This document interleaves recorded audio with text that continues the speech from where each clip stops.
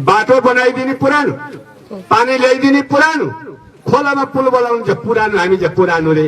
ठगेर खान्छ नयाँ, जेल तोडेर हिँड्ने, अपराधीलाई छुटाउने, पुलिसका ड्रेस खोज्ने, पुलिसका बन्दुक पड्काउने, सरकारी भवनमा आगो लगाउने, निजी सम्पत्ति आगो लगाउने, त्यस्ता डाकु फटाहरूलाई पनि नयाँ भनेर हामीले भोट हाल्यो भने हाम्रो हात चाहिँ काट्दिनुहोस् पहिला।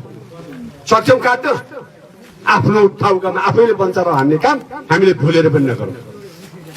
कसैले भनौ त्यत्रो सिंहदरबार जल्दा प्रधानमन्त्री के हेरेर बसेको, किन भागेको पनि भनेछन् कसैको उम्मेदवारले, किन भागेको भनेछ, किन झरेको अरे प्रधानमन्त्री। म ड्राइभर छु, बसमा कुनै उल्लुले आगो लगाइदियो, पेसेन्जर जल्न धमाधम झ्यालबाट फलाल्न लागे, अनि सुरो क्रान्तिकारी ड्राइभर चाहिँ डराएर मर्छ कि भाग्छ? आगो लगाइदियो भने के हुन्छ? देशमा आगो लाग्यो, हामी चाहन्थ्यौँ प्रधानमन्त्री सुरक्षित अवतरण होस् भन्थ्यौँ, तर घन्टे चाहन्थे ती मार्न चाहन्थे। केपी ओलीले मर्नु भएन, तिनका घन्टीले कहिले केपी ओली मर्दैन, सूर्य चिन्ह पनि मर्दैन।